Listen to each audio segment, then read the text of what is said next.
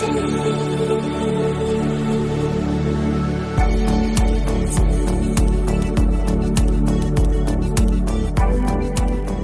Welcome to the Climate and Coordination RCast, where every week we'll be discussing topics related to all things climate change and RChain's role in the solution. We will be discussing technologies that can adapt and coordinate massive amounts of data like never before, forming social architectures that grow collective intelligence, sharing and evaluating data planetarily, all while maintaining personal privacy and personal data ownership. A new decentralized economy is forming as we move from the third industrial revolution, digitization, to the fourth, decarbonization. By building a co-op, built on a correct by construction, concurrent, scalable solution, RChain is structured to build out the new technology that will be required for a flourishing regenerative planet. Please join us on this journey.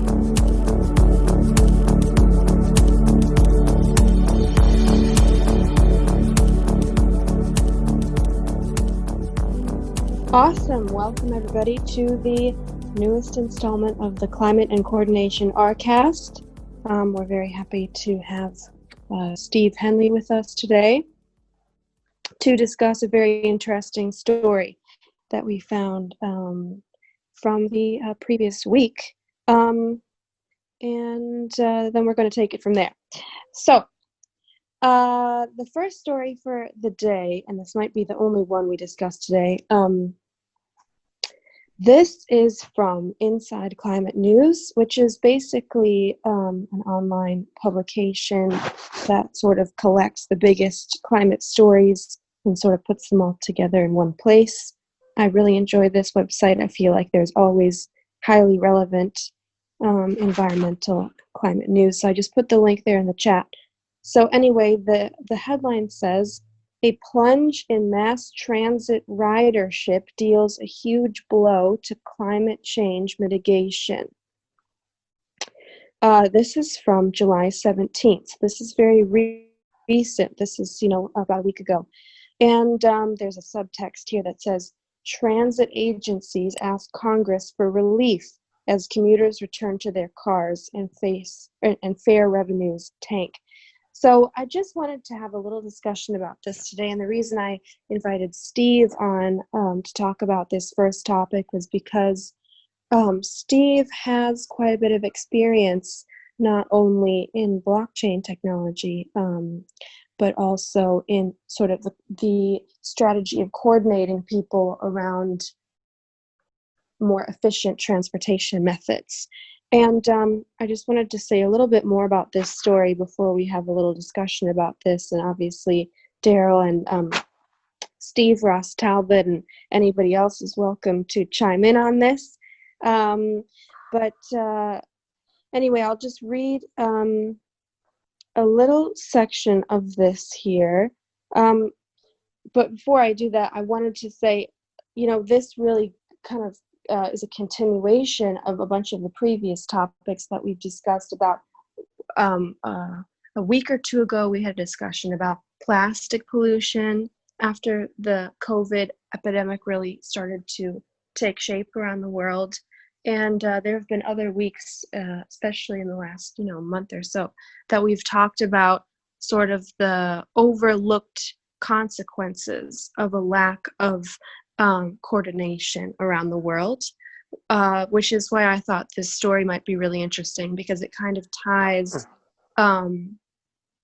coordination and climate sort of together into one topic, which I often feel like they are highly related, which is why this is the Climate and Coordination call. But also because Steve has had experience trying to work on blockchain-based solutions that touch on the ability for human beings to coordinate and save fuel and all this stuff. That's why I thought it would be really highly relevant. But anyway, I'll just read this quickly here for a bit more context. It says, in California, the San Francisco Municipal Transportation Agency is projecting an estimated $568 million revenue loss over the next 4 years. The agency has already reduced service by 30% and said that it may be forced to permanently cut 40 bus lines, 40, without additional federal aid. and New York City's Metropolitan Transportation Agency, the MTA, very famous, or I won't say famous, but well-known agency there in New York, is facing, it says, such an alarming budget deficit, a 10.3 billion with a B loss over the next 2 years, that one analysis estimates the authority would have to cut half of the city's bus and subway lines to make the difference. But this is at a time, when we are obviously having a climate crisis. We know that, we know that electric cars alone are not going to solve this problem. We know that we really cannot solve it without things like high-speed rail across the United States. We know that, people have been calling, especially in New York City, for an investment in the MTA because the trains there are dirty. They're catching on fire. They leak. I used to live in New York, so I can attest to this, but I lived there a few years ago. Recently, it's become much more sort of dilapidated.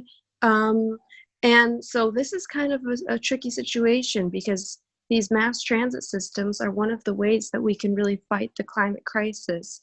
And so we have to figure out how we're going to get people to be able to use mass transit safely in the future. Obviously, there might be another pandemic in the future, but also we need to figure out how to get governments to really care about investing in these things, because we are not going to be able to transition into a zero emissions nation or world by 2050, God willing, earlier than that, 2040, maybe 2030 if things go really well. That would be obviously a best case scenario. So, and one more thing I wanted to say before I open it up is just that this is obviously, sadly, another circumstance of one of these kind of perfect storm situations. We've talked about these in the past as well, over the past several weeks, talking about, there's different economic and political and social consequences of not just being having a pandemic, but also having the climate crisis that seem to make each other worse. They sort of compound on themselves. And I think this would be a really interesting opportunity to just talk about this a little more. And so for anybody who's interested, who's going to be listening to this, InsideClimateNews.org has a lot of really great stories. This particular one, I'll just remind you of the title if you want to look it up. A Plunge in Mass Transit Ridership Deals a Huge Blow to Climate Change Mitigation. This has a lot of really good links. It's very well sourced. And there's a little graph here that talks about the mobility of people in the United States, which is basically how people are getting around. And this is for the last, I guess, month or two. So anyway, I would love to know what anybody thinks about this story. I think it's a really undervalued, or maybe not talked enough about topic. Yeah, thanks for inviting me today, Of Nora. course. Yeah. So, and these cuts in mass transit funding in California and New York, they're happening elsewhere, even here in Tampa, Florida. The Hillsborough Area Regional Transit has a shortfall. I think it's like $40 million because people, they're not taking mass transit like they used to. So, where's that funding going to come from? That's kind of a question mark for not only Hillsborough, but for other municipalities. And the transit systems, they're making an effort. They realize people don't want to ride mass transit in this age of a pandemic, because of the hygiene. So they're making efforts to, they're very diligent on cleaning the buses. After certain number of hours, they put up the plexiglass in the buses, shielding the driver from passengers. And in some bus systems, they've even gone as far as putting in this blue light solution where it goes down the aisles and emits a UVC blue light. And apparently, there's a few different types of blue light, and it's UVC, which has the radio frequency where it actually breaks up the protein of the microorganism. So it's just a few seconds, and the virus breaks down. So the municipalities, the bus agencies, they're certainly making efforts in order to be accommodating, but it's with the public, part of it is psychological. It's being on a bus, and if there's someone a short distance away from you coughing, or that looks rather ill, you get this fearfulness of that you might be catching a disease, COVID or something else. So how we're going to overcome that barrier is a bigger challenge, and what might happen in the future is there might be this movement away from mass transit where you have you're moving people in large groups and moving towards the population or the public in personal transit. So if I could, I'm going to share my screen here for a few minutes to kind of share what I'm been working on here in the Tampa Bay area with some colleagues. Hopefully everyone can see my screen. Yes, we can see it. Thank you. So imagine in the future, mass transit, moving the public from point A to B. Now, everyone gets onto a bus. You could have up to 40 or 50 people, and that's it's in a closed container, confined area.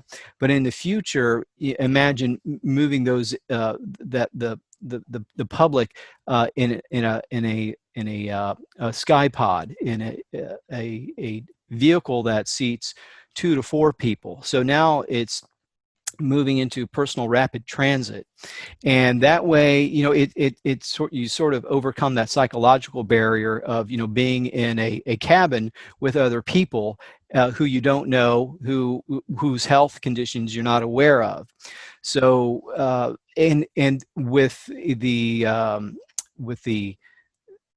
personal rapid transit, we also have the ability to do the blue light, the UVC. So one aspect we've been looking at is at certain intervals during the day, each of the sky pods would have the blue light emitting a device which would emit out the UVC when the cabin doesn't have people in there, and it would clean and wipe out all type of virus and bacteria. So perhaps that might be when this becomes reality, and that's kind of something we're working towards. It's this is future technology, and it's taking us a while to get there, but it's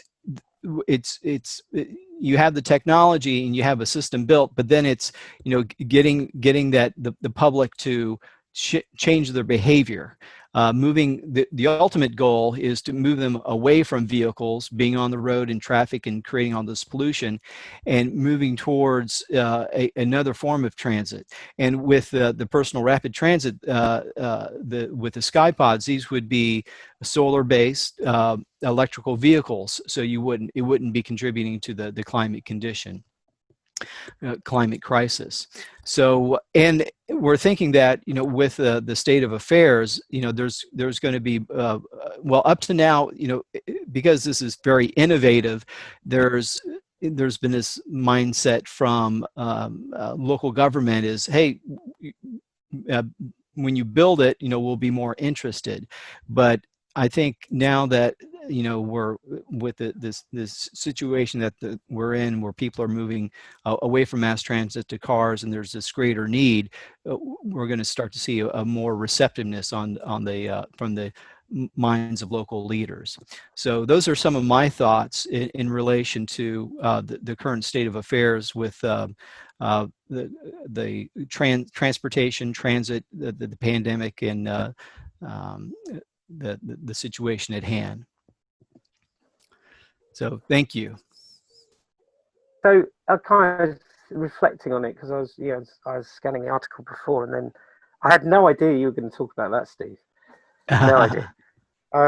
So what I penned down was kind of like, here's the deal. When you read through that, and it's mass transit complaining that people aren't getting on their services, and what they're doing is going into cars. So the issue here in that article for me is that we should, as a society, be revisiting the notion of working in an office, period. That would, I would contend that would be better all around, because the economy has to reshape for sustainability. And so less going to the office means lower density of passengers, which feeds exactly into what Steve said. But less going to the office also means changing the economy that supports office working. You were seeing this in London in particular. The plethora of sandwich bars, right? There's too many. So they're going to have to change. So there's going to be some pain along this journey. But that's absolutely what needs to be done. But the net benefits of doing it, of reshaping where we work, by and large, is a massive lowering of CO2 emissions, a right sizing of transportation, just as Steve mentioned, and perhaps a reimagining, as I think what you said, Steve, really is a reimagining of it. It's spreading out to the right sizing of workers at the home economy, similar to the office economy. So the office economy shrinks, the home economy grows, because people will still want to go and get a sandwich. They might do less because they're at home, they might make it at home, but sometimes there's that, I need to get out of my home office and go and have my Starbucks, whatever. That leads to higher local involvement and higher social cohesion in those communities. And all of, most of those things, apart from the shrinking of certain economies and the pain that it causes, they're all really good things. But of course, what they've spotted it here, that this is an opportunity, COVID-19 is an opportunity to reshape these things from a sustainability perspective. The problem that you have in the States until November, hopefully, is you have a complete lack of leadership on climate change in the USA.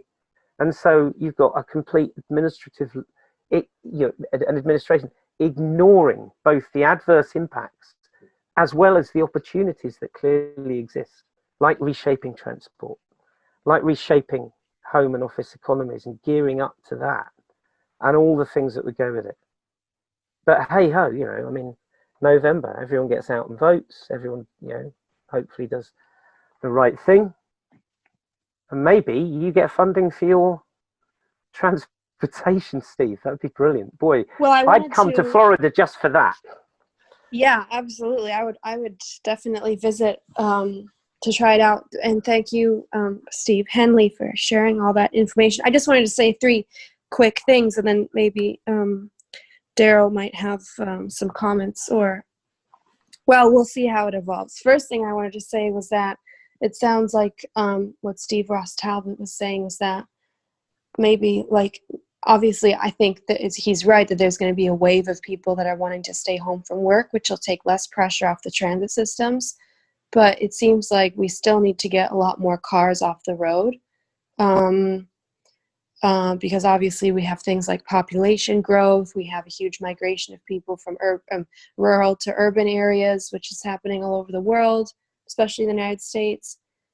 So, you know, and I think it's interesting that like you can name so many places where these systems are grossly underfunded. And it's not just because of the pandemic. You know, obviously we have a huge issue. I'll just touch on it very briefly of income and wealth inequality. You know, we have Jeff Bezos. I'm not sure if people saw this story. He made $13 billion with a B in one day this year, which is, you know, a drop in the bucket for his personal fortune. But I don't know if it's ethical that a single person should be able to make $13 billion in one day.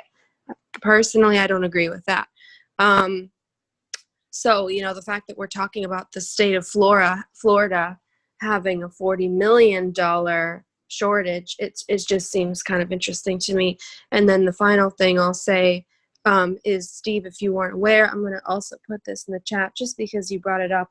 There is a touch of good news on climate leadership in the United States, which is a rare, very rare situation because obviously this administration is trying to expand drilling rights. I mean, they're going full on. But this is from National Geographic. This is from July 23rd. It just happened, and I shared it as immediately as I saw it. But it says here, in a rare bipartisan vote, Congress sends billions to the national parks.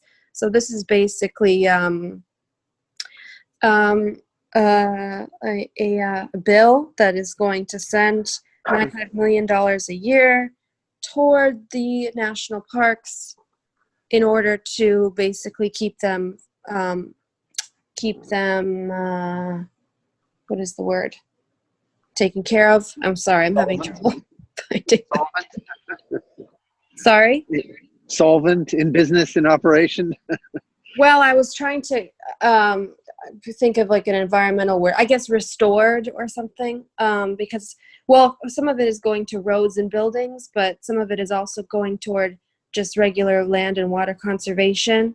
So this is an interesting piece. Obviously, it's from the National Geographic people, so, you know, they know what they're talking about. It's called the Great American Outdoors Act. It passed 73-25 in the Senate, which is actually a little surprising. I'm not sure if people listening really understand, you know, the intricacies of the U.S. Congress. Allow me to enlighten you.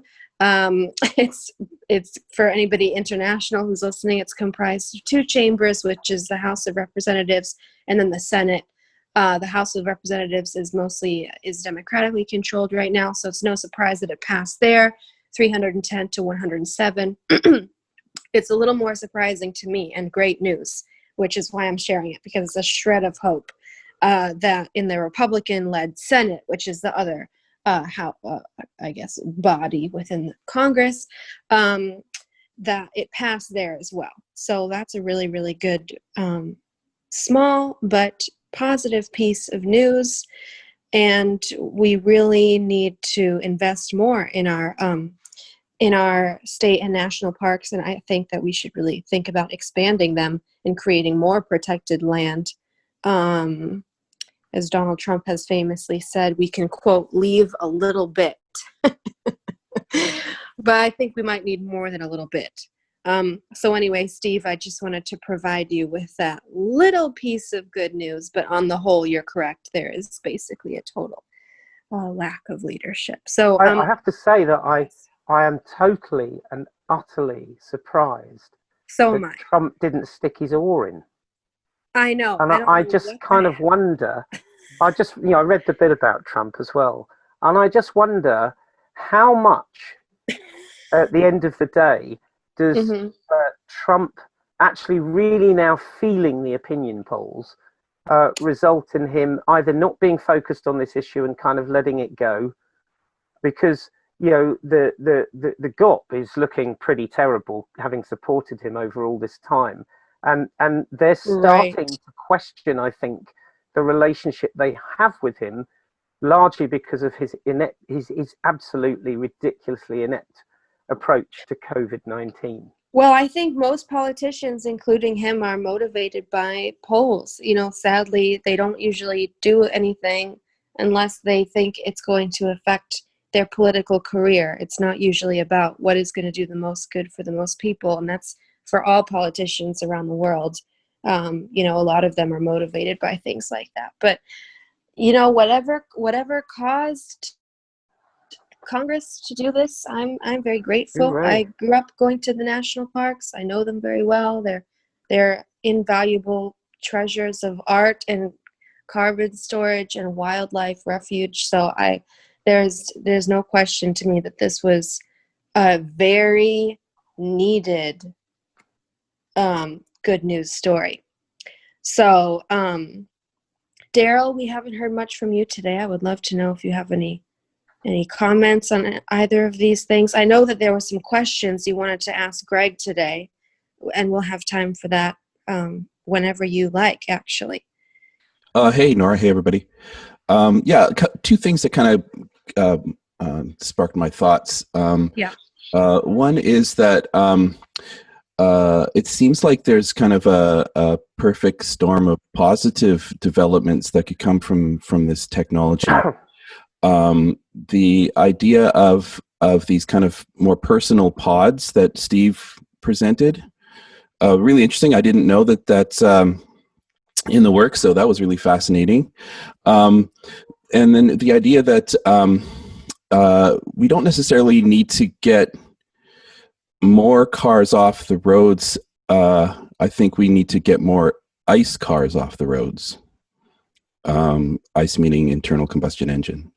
So I could envision a world where you take your mass transit pod with your small group of people to the kind of drop-off point, and then there's a robo-taxi waiting for you, which Elon Musk is working really hard on and could be here sooner than later.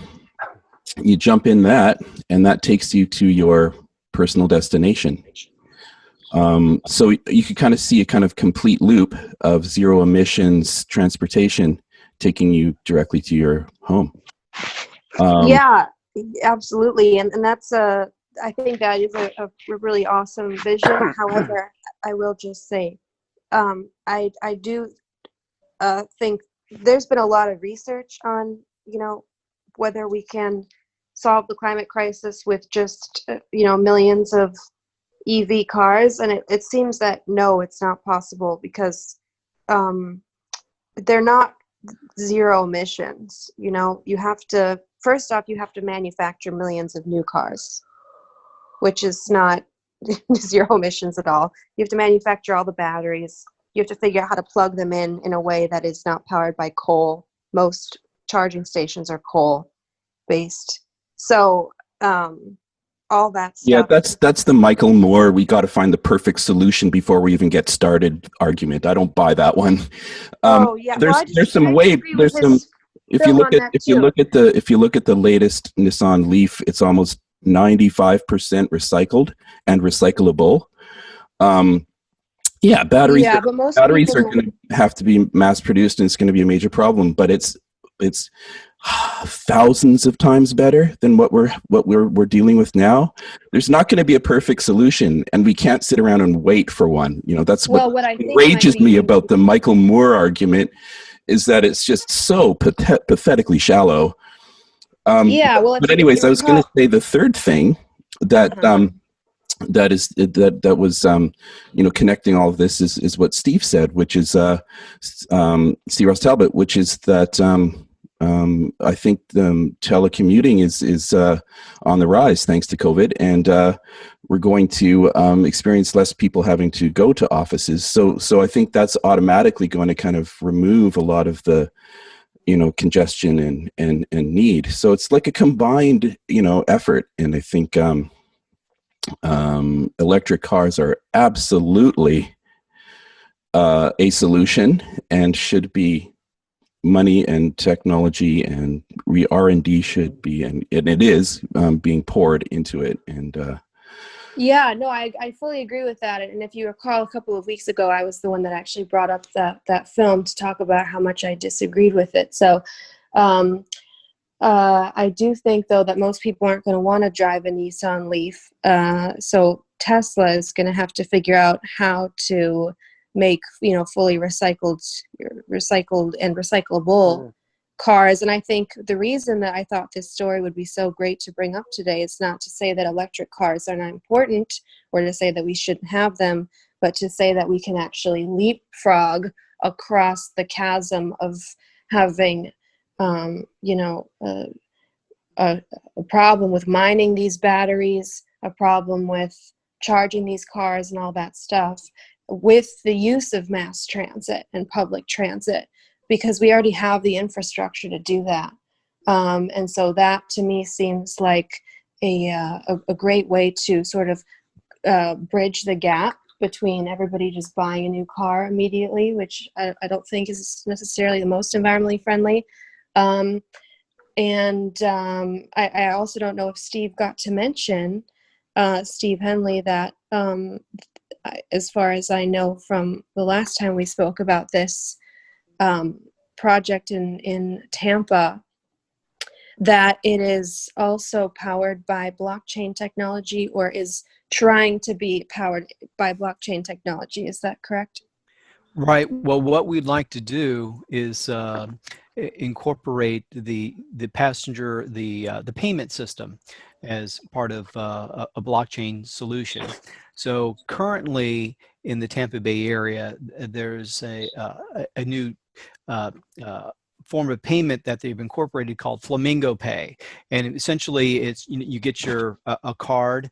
They call it a tap card, and when you want to ride the bus, you go up to the transponder, you tap your card, and it's kind of like a debit system. But with any system like that, it's it's a large database, and there's different bus transit systems. There's Pinellas County, there's Sarasota, there's Pasco. They're all trying to use the same system, and it's not really built that way. So there's some challenges that they're having. So in the future, what I'm hoping to see is a blockchain system that people can have a card still, or some type of device, or use their phone, and it's going to be a blockchain based systems for someone to ride the system from point A to point B, and it'll be a sort of a revenue sharing model for the municipalities. So what they'll be leasing right of way to Beachtran Clearwater, which is the company I'm working with, or our affiliates in Tampa or Sarasota, and also the stations locations. So for each passenger ride, that $4 ride to get from downtown St. Petersburg to the sponge docks at Tarpon Springs, Florida, that passenger, they'll go over sections of track that belong to one of the 24 municipalities in Pinellas County. So the system will be smart enough to where it'll start to allocate the revenue sharing model for the right-of-way expense to the specific municipalities, and expanding that. So that's just in one county, but imagine that over the state of Florida, where you have many municipalities involved, and also you want to have some government oversight, auditing, and so forth. So this idea of you start to have the trustless factor. They don't need to trust the Beachtran Clearwater or the aerial transit company. They just trust the system to work as it's supposed to, allocating the resource. So, and that's with the payment system. But then you can also look at other aspects of provenance for the vehicle repair. So, each of these vehicles will have a maintenance schedule, and certain components will need to be replaced over time. And you want to keep, it's kind of like an airplane. An airplane has its value in the maintenance log. And if you lose that maintenance log, the value of that airplane gets reduced significantly. Wow, I actually didn't know that. That's really fascinating. Right. So for instance, with airplanes, it's typically a paper log. It's the technicians write in the log, the particular part that's been repaired. A book could easily be lost or could be burned in a fire, so forth. So with a SkyPod, it's similar to that, where if you keep the maintenance record on a blockchain, you don't have to worry about losing it or getting it lost in a fire. So you have this provenance of all of the maintenance history of each vehicle back to day one. And also you can, with the individual technician that replaces parts, this is more so in the world of avionics, but it can apply into SkyPods as well. They have to be qualified, credentialed in order to replace certain parts. And if they're not, that becomes an issue. So you can also have provenance as far as the individual technician of what their credentials are on what components they can replace in any type of avionics machinery. So there's other, when you get into it, there's other aspects of how an immutable database and trustlessness can be leveraged in many ways, whether it in this future world of aerial personal rapid transit. Yeah, it seems like that's two really obvious use cases that really benefit the climate. First off, because there's been a lot of studies that show how advantageous it is to repair broken things rather than just buy new ones all the time. You know what I mean?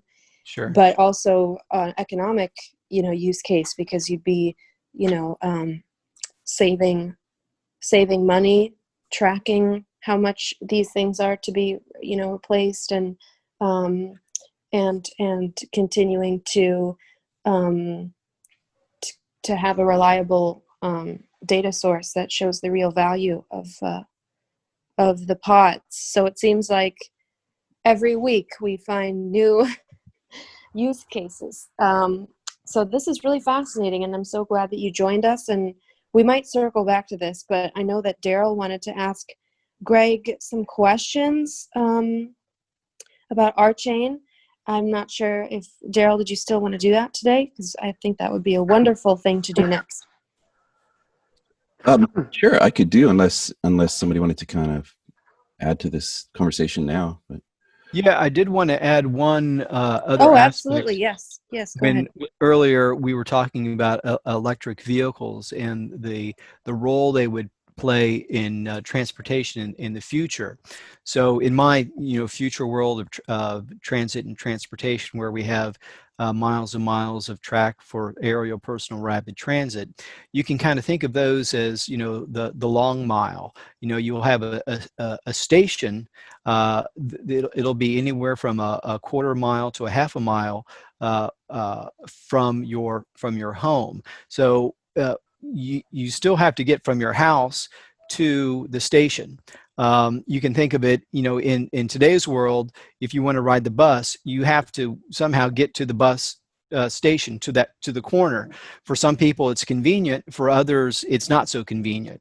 And with the bus system, there's fewer routes, so it tends to be more spread out.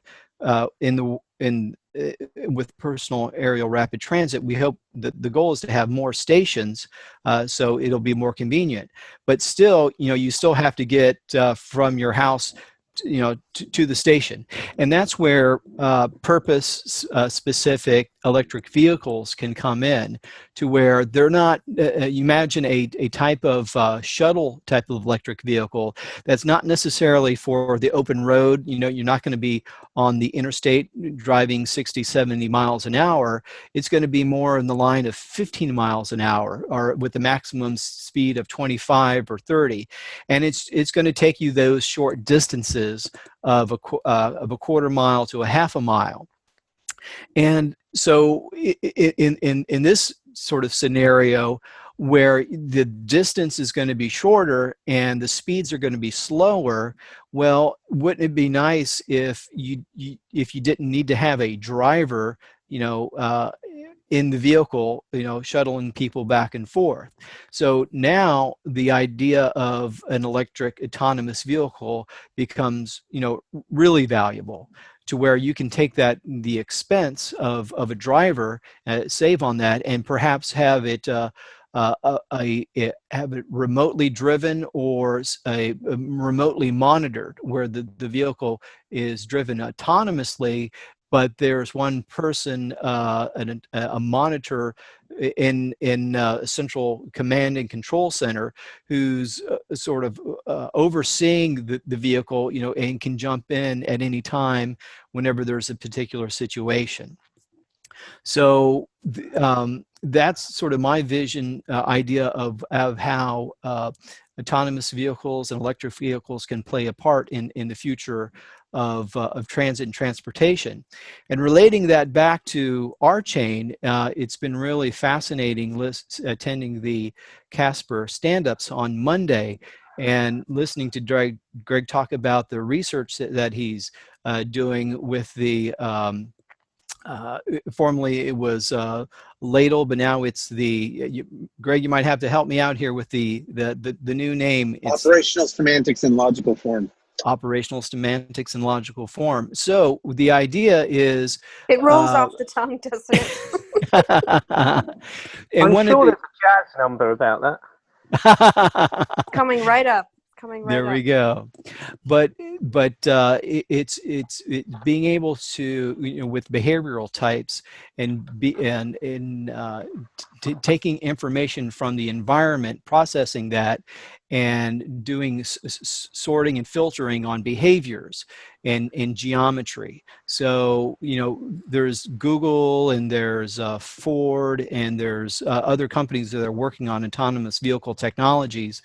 They've been working on for a while, including Tesla, but, you know, they have to reach a pretty high bar in order for the public to get comfortable with having autonomous vehicles on the road. So what we might be offering from an RChain technology point of view is another approach, and it may be a better approach that may be more effective. So that's I'm really excited with the work Greg and the team are working on to see it come to fruition. So we can start to explore the Clifford algebras and the different ways to implement the technology to maybe speed up the implementation of autonomous vehicle technology for transportation for the world. You know, I should point out just briefly, the interesting thing is that the operational semantics and logical form can be combined with, you know, a lot of the machine learning and other techniques. So it's not contrary or contradicting these, or, you know, like it doesn't have to be either or. You can combine this added capability with the existing techniques. It just makes what you do a lot more effective. Okay, good to know. Thank you. Awesome. Well, that was fantastic. Daryl, did you have any of those questions that you wanted to ask Greg, since now we've sort of transitioned into tech territory? Yeah, it's a kind of nice, clean segue. Yes. I would just like to add another thing, and that is that I fairly recently moved to a new city, and this city is way more bike centric, and it's been really eye-opening for me. I hadn't really been a bike rider for, since I was a teenager. But within 2 or 3 weeks of moving here, I felt the need to outfit the family with bikes. So we went and bought some used bikes, and all three of us have bikes now, and we've been biking around, and it's just been so liberating. And there's just all these new e-bikes out on the streets, and They are amazing. They are yeah, truly amazing. yeah, they really are. And so I also see that being another, once you get off your pod and you need to get that last mile or two home, I think bikes and e-bikes are going to also Yeah, be an important part of the solution. I couldn't agree more. And it's just, you feel, oh man, I can't express enough how joyful it is riding a bike in a city that has really nice paths that just kind of, it's designed for the bike in mind. And it's just, it's really, really great. Yeah. But anyway, so I have some questions about some of the things you've been talking about over the last 2 or 3 weeks, Greg. Some kind of real layperson kind of dumb questions that I'd love to shoot past you. Go for it. Okay. So I feel like I'm starting to just crack the wall of beginning to understand what you're talking about with the structural need for rolling and for what you're working on, and but I'm still a little confused about what exactly types are. So I guess my first question is, what are types? That's a good question. I think we all kind of know what types are, right? We use it in common parlance all the time. So when we say type A personality or a type B personality, we give some characteristics of a person who's type A, and we classify people into those categories, right? Sometimes these notions of classification or categorization are a little squishy. So, for example, I think many musicians would balk at the categorization, this sort of record bin categorization of music, right? So, what's jazz, what's rock, what's pop, what's funk. All of those things, they might have some meaning for a little while, and then our attention to different aspects of music shifts or changes, and then the categorizations don't mean a lot. And then there are categorizations aspects which are objective. So if we were to talk again about music, it's objective, the BPM over a given section of music, right? So the BPM might rise or fall in a given piece, but over some given time frame, you can say what the average BPM is, right? That's an objective measure that everyone who is counting the beats with a clock can come to an agreement on. So that's a notion of aspects which allow us to characterize or classify music that everyone would agree upon, right? So, likewise, another example would be the key that a piece is in over some number of bars. So again, no one's going to disagree. You can objectively measure the frequencies and determine a key for some number of bars in a particular music piece. So those kinds of aspects, and remember that those aspects can be used to categorize pieces. So we can ask for all the find me all the pieces where it has a significant portion of the music is in F sharp minor, as an example, right? Or find me all the pieces where so, and again, we could be thinking about this as walking up to a repository of music like Spotify. And instead of saying, find me all the jazz, rock, funk songs, you could say, find me all the songs that are in the range of 120 to 180 beats per minute, where a significant chunk is in F sharp minor. And you could also check for other objective aspects where the instrumentation includes guitar and piano.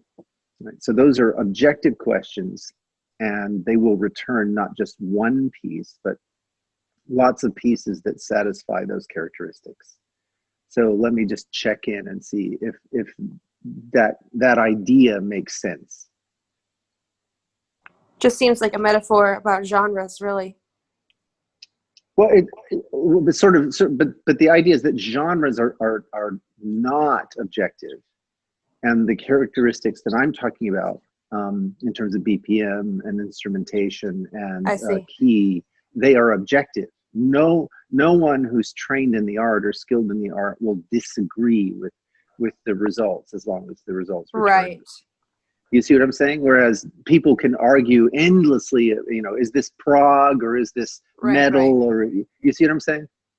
Sure. Yeah. Well, Yeah, Daryl, if you what do you think think? about it like this, that in life, every time you do anything pretty much, you are exercising a judgment of type. So you'll go to the drawer and you'll say, I need a knife and a fork. And you're executing a judgment of type, because what you're after is an instance of something that's a fork and a knife. And you do that throughout the day. You know, you look at somebody and say, that reminds me, you know, that person just reminds me of this other category of persons that I know, you know, because in speaking to them, they sound like or whatever. So you're in that case, you're using some notion of behavioral typing to recognize some characteristic or attribute that you put a name to.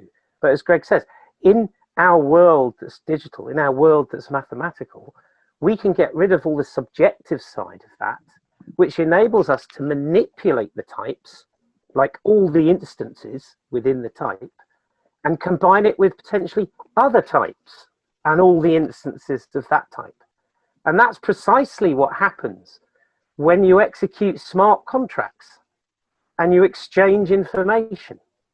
You're exercising a type judgment across two pieces of code that will run concurrently and do something that you're expecting to behavioral type to it. It's just that we can do those things mathematically because the language of typing in mathematics is precise. Whereas the language we use in everyday life is subjective. For the most part, the subjective side for us works as sentient human beings, but sometimes it doesn't. So I want to amplify some of Steve Talbot's comments, but I just want to make sure, Daryl, did you understand the analogy? I think so, but I'm still confused in the sense that, are we just talking about kind of greater resolution of information, or a kind of completely different way of looking at how that information is cataloged and presented?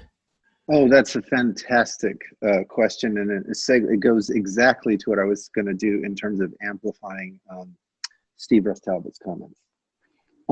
So it's a fundamentally different shift. Okay, so we're talking about a complete change in the way we're thinking about digital information. So there was a massive revolution in the 1960s and 70s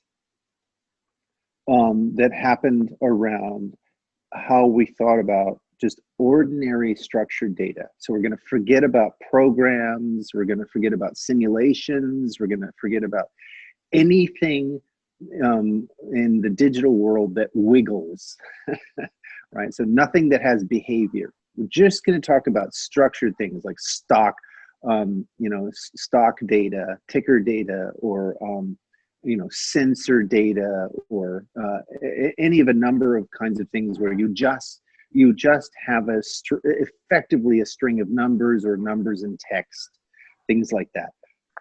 And there was a long period of time where it was the Wild West, where people were storing this in an ad hoc fashion, and so retrieving the data was an art rather than a science. And then along comes Cod and some other computer scientists, and they say, if you structure the data as tables, well, we can slice and dice tables according to columns and rows. So I can ask you, find all the columns where you have even numbers in all of the entries. That's an objective question that you can ask of a table. Find, take these two tables and join them in this way where you identify this column with that column in that table. Right, so those are examples of things that you can do objectively with tables, because tables have this inherent structure of rows and columns. And that led to this complete revolution in data access. It basically created what's called, SQL. The rise of the relational database.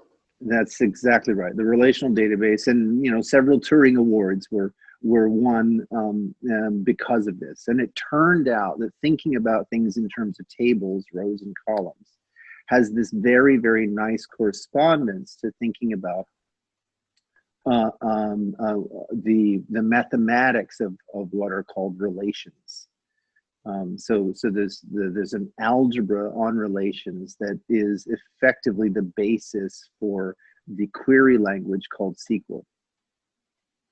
And so much of the world's data is organized in tables, whether they're in spreadsheets that a business pumps around in emails, or they're stored in relational databases like Microsoft's SQL Server or Oracle, or or open source efforts like Postgres or MySQL.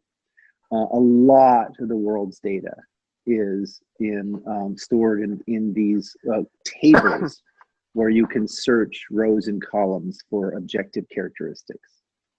Let me just stop there and just check in that makes sense. Does those ideas make sense? That seems like it would really relate to what you were saying a day or two ago about finding a cure. It is. I know we only have 2 minutes. I'm going to crave we run over by 5 minutes, just so that we can complete the answer to Daryl's. And let's see, is Lilia on this call? No. Okay. Well, if someone could just if someone could just let the others know that we'll be a little bit late for the staff meeting, and I'll just go ahead. Thank you, Steve. I'll go ahead and complete this. Now, so the success of relational databases made, it's like you've got a hammer, so everything becomes a nail. So it made people want to turn everything into tables. I can give you the success in one word: Oracle. Yeah, exactly. Right? That's exactly right. Yep, that's correct. So unfortunately, we've crossed a certain point, and we knew we were going to cross it because of the way the math works out. Data that doesn't wiggle is far less numerous than data that does wiggle. The number of programs that manipulate two different data sources is much, much bigger than the pair, than all the different ways you can have those pairs of data resources. It's like, it's for non-mathematicians, it's hard to get across how much bigger that space is. But we knew that at a certain time, the data assets that were behavioral were going to far outstrip the other data assets. And as soon as you started shipping code around on the internet, you know, in the form of JavaScript, or you start having code repositories like GitHub, or you start storing smart contracts on the blockchain, you know, it was obvious that that time was only going to come nearer and nearer. And so, you know, I began talking about, well, how do we search for things that behave, things that change state, things that move in time? And it turns out that you can provide these kind of objective classifications of things that move in time, and in other words, programs. And that's what the behavioral types do. And once you have a classification scheme, then you automatically get a query system, right? And that should just fit into common sense, right? So if I have some classification scheme like rock, funk, pop, whatever, I can say, well, find me all the things that are in both, they're classified as both rock and pop, right? So that's the shift from the classification scheme to the query scheme, right? They're one and the same in that sense. So let me just stop there and see if those ideas make sense. That is a great explanation. Thank you. That's very cool.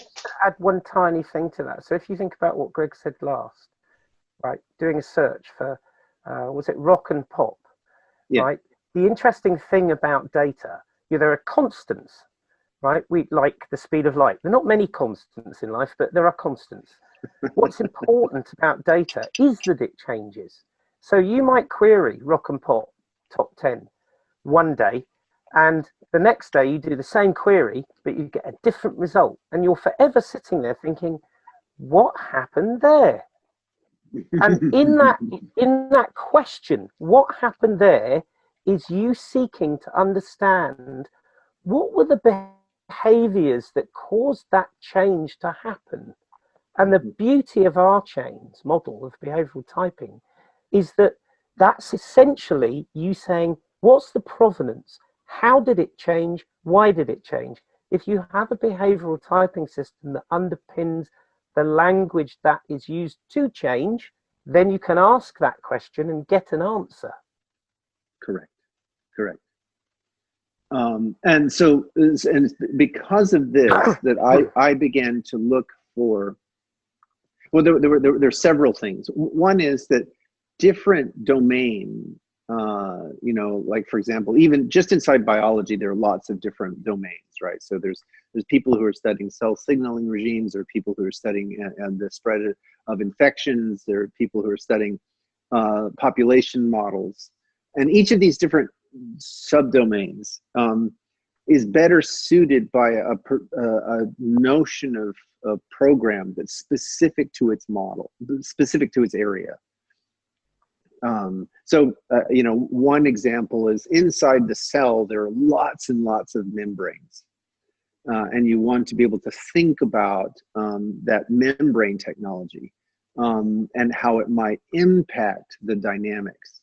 So for example, the time scales in the cytoplasm, so the area around the nucleus, are, you know, are very, very fast, you know, femtosecond speeds. The time scale at which proteins inside the nucleus are synthesized are, you know, microseconds.